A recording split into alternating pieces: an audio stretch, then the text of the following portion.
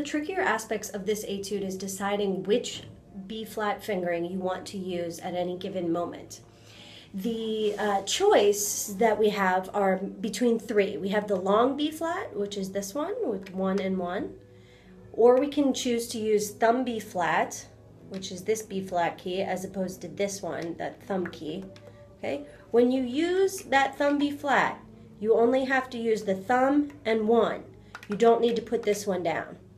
Also, you can keep that thumb B flat key on for all the other notes. The only note it doesn't work on is, of course, B natural, but then the only other note that's affected is high F sharp or G flat. Okay, so you can't use it on there. It makes the sound bad. Won't work on that note, but all the other ones are not affected by using that thumb B flat. And then the last one that you can use is the lever. The lever generally works out best if you want to use it when it says A sharp. In most sharp keys, when we play in B major, I generally use the A sharp as this lever here. I have a C sharp trill here, but then this one is the one that everyone has on all their flutes. Some flutes don't have the C sharp trill. But then you've got this A sharp lever or B flat lever that you can use, and it works exactly like the first finger. It's just a little bit easier to get to sometimes. When choosing which fingering to use, I stick by 3 rules. The first rule is do not slide your thumb back and forth between thumb B flat and thumb B natural. We always try and change when there is a note that is doesn't use the thumb. So if you want to make that switch, then we do that when we have a C or a D flat, something like that, so that we have that time to put it down on whichever one we need to switch to. Okay, the second rule that I try and do is that for chromatics, I try and use the lever. Okay, you can also use the first finger. It's a little more accurate generally if you use the lever for your B flats, A sharps.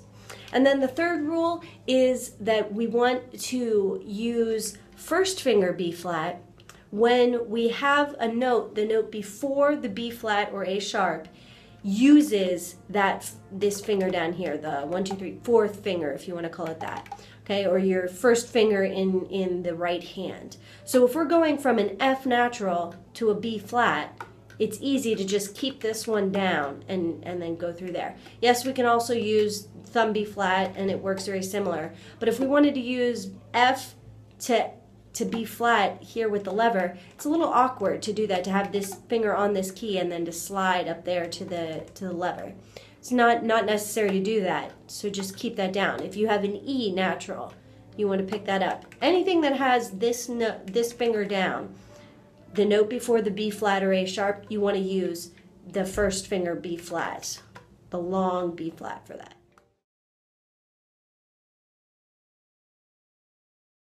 So now let's take a look at some of these rules in practice. In the first full measure, starting on that D flat, we have a chromatic scale that's going from a D flat down to an A natural. In this chromatic line, I would use then our lever for that B flat, the 1, 2, 3, 4th note in the measure. So in that little bit there, I used the lever for that B flat. But if we take a look at the end of the first full measure, we see that we have an F natural going to a B flat. That B flat above the staff, it's the last note in the first full measure.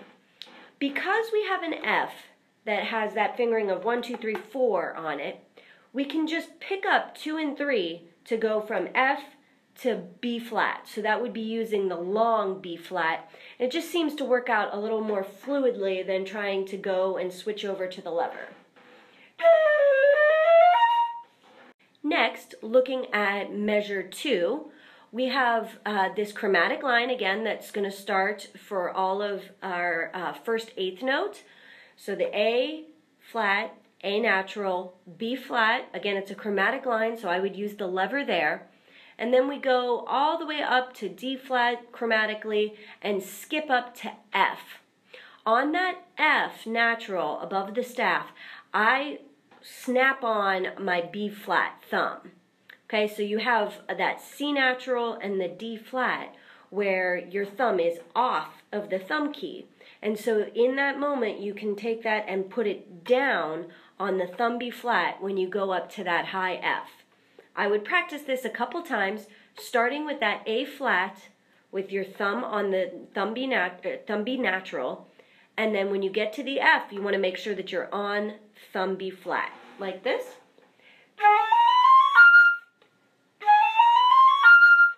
Again, each time I'm starting with the A flat, I have it on thumb B natural, natural.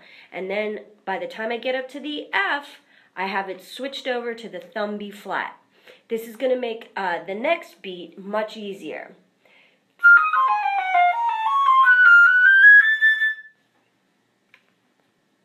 So this is in preparation for that third eighth note where the second note there is the B flat. You have an F to a B flat there. That's why we switch over to that thumb B flat. Then after that, on that third eighth note, we have F, B flat with the thumb B flat on, A, D flat again, and C. During that D flat and C, I'm moving my thumb over to thumb B natural because we have a G flat. Now we remember that thumb B flat cannot be used for F sharp or G flat, that enharmonic spelling of that note. You cannot use it for that because it makes a weird sound. It's not the correct note. So we have to get off that thumb B flat at the end of that measure. Your other choice during this measure would be to stay on thumb B natural the whole way through the measure, and because you have that F on that third eighth note going to the B flat, you can just pick up that second and third finger from going from the F to the B flat, just like we did at the end of the first full measure, and then you won't have to worry about going back and forth on thumb B flat. It's up to you. The thumb B flat works better for me, but you got to do what works best for you.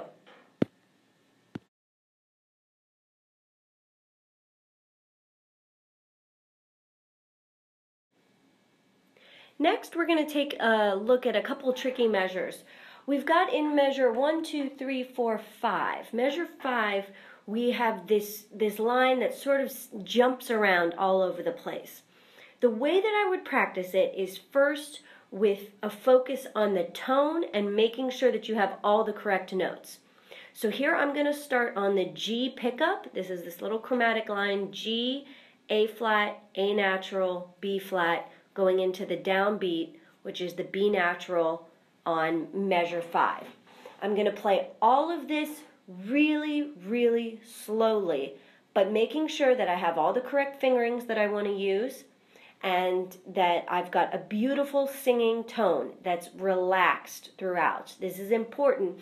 Practice it relaxed now so that you don't tense up later on when you start going faster. So here it is slowly.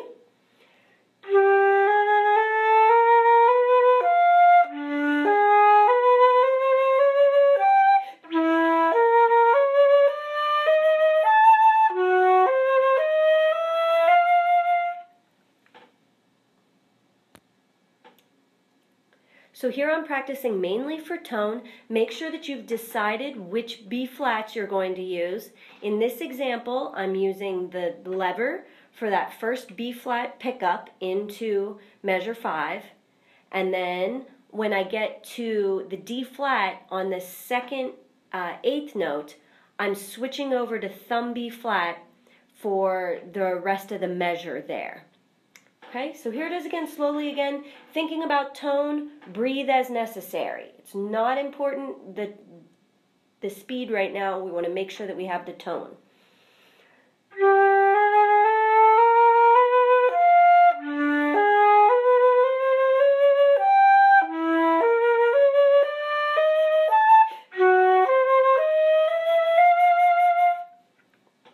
Again, really make sure that you're practicing the type of B flat, whichever B flat fingering that you want to use, make sure that you're practicing it when we're doing it slow.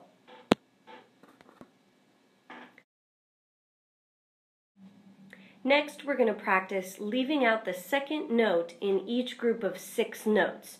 So we're going to leave out in measure 5 that second note, the F, then the high G, then the A above the staff. Okay, it's going to sound something like this.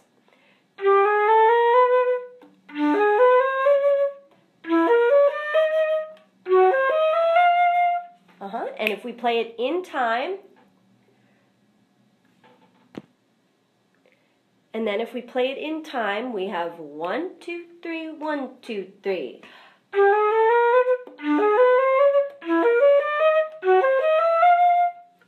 Okay, so then I'm just taking out that second note of each group. Okay, and I hold that first note then for just the length of 2 of those 30-second notes. Here it is again, a little slower. 1, 2, 3, 1, 2, 3.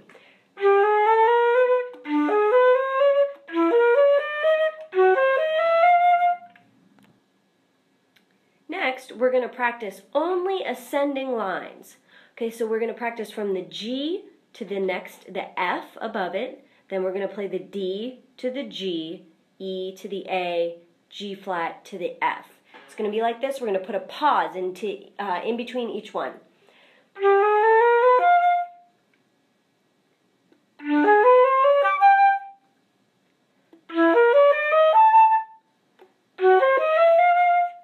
Okay, so that was each group of 1, 2, 3, 4. Those 4 little groups, just to help you practice getting that ascending line.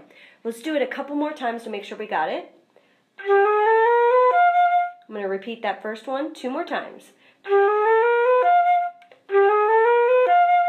And then the next group.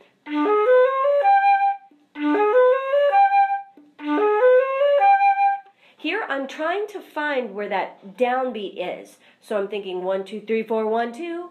1, 2, 3, 4, 1, 2. Here's the third group.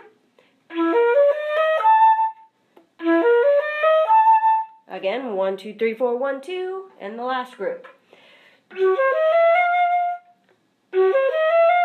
Obviously this is 1, 2, 3, 4, 1. Once we have that, we need to connect it to the next low note. So we're going to go 1, 2, 3, 4, 1, 2, 3. 1, 2, 3, 4, 1, 2, 3. Here it is. That's that first group. Then we start on that D again. All the way down to the low E. Here it is. 1, 2, 3, 4, 1, 2, 3. Sorry, wrong note there.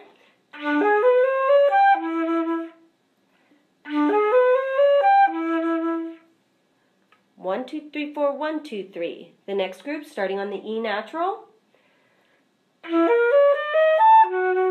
Again, I'm going to start with that thumb B flat on because I had put the thumb B flat on the D flat before it. So I'll start this group with a thumb B flat.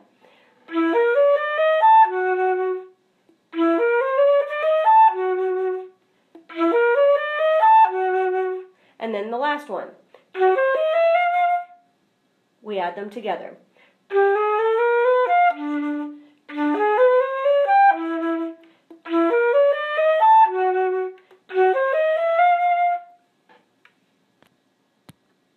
The last way that I would practice this group of notes, this measure, is to actually think of it totally out of context of what the contour of the line looks like.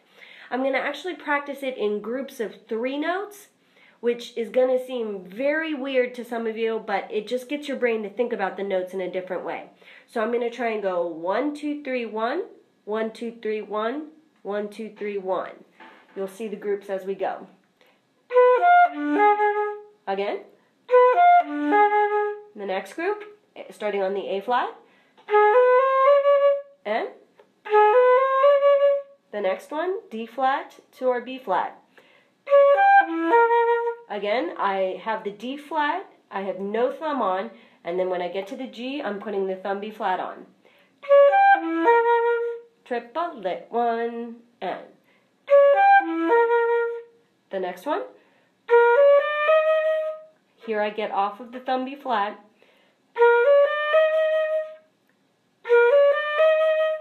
Next one. And the last.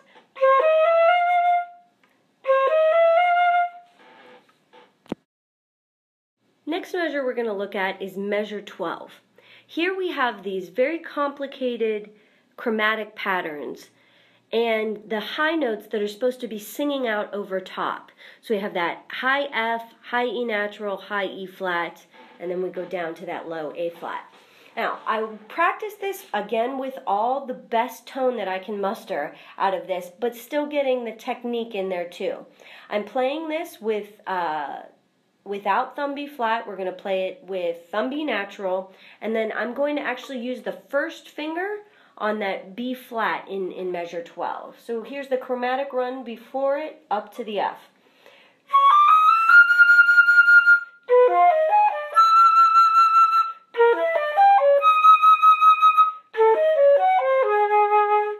You'll see I put fermatas on all of those higher notes so that I make sure that I'm singing out on those. Now I want to connect them to that lower pitch.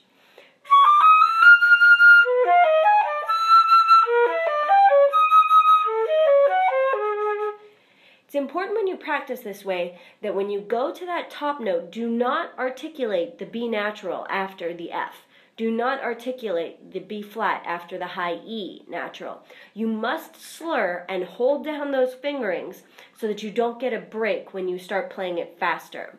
Now we're just going to practice that connection to the lower note. So here it is.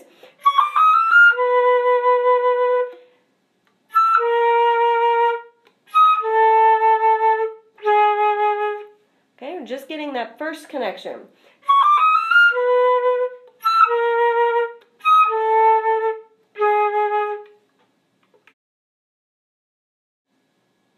Now I'm going to start on the F and think in groups of 2. So.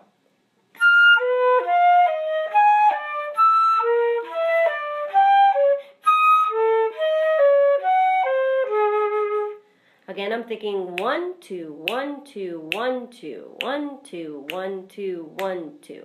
Try it with me. Ready? And.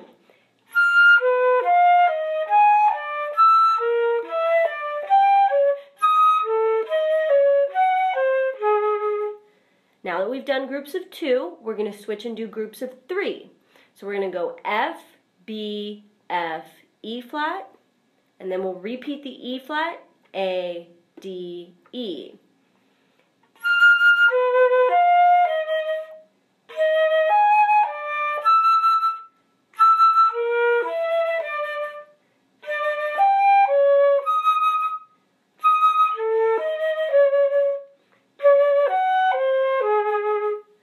Again, this is just making us think of the notes differently. A little bit faster.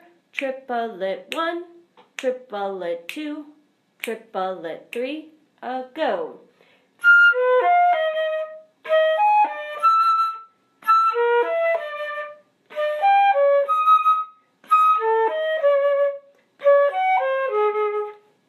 Again, here I'm doing groups of 3, but I'm doing 3 plus 1, 3 plus that next note. Now let's just think of them as triplet, triplet 1, triplet, triplet 1. We're going to do groups of 6 now, but still separating it into the 3. Again. Now from our E natural, the high one. Again. And now from the E flat to the A flat.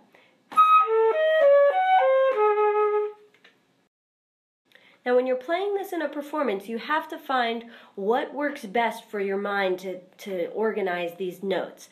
For me, it's to focus on that higher line and then think 2, 3, 4, 5, 6, 1, 2, 3, 4, 5, 6, 1, 2, 3, 4, 5, 6, 1. So that's how I play it, like.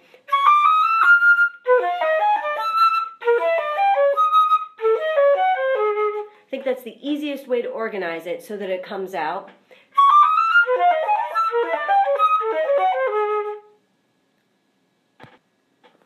Keep working with the slow groupings of notes in different ways. You'll find that one day maybe a grouping of 2 will make more sense to you than a grouping of 3. Then maybe the 1 plus 5 will make more sense. Just keep working at it and try and connect larger groups as you go.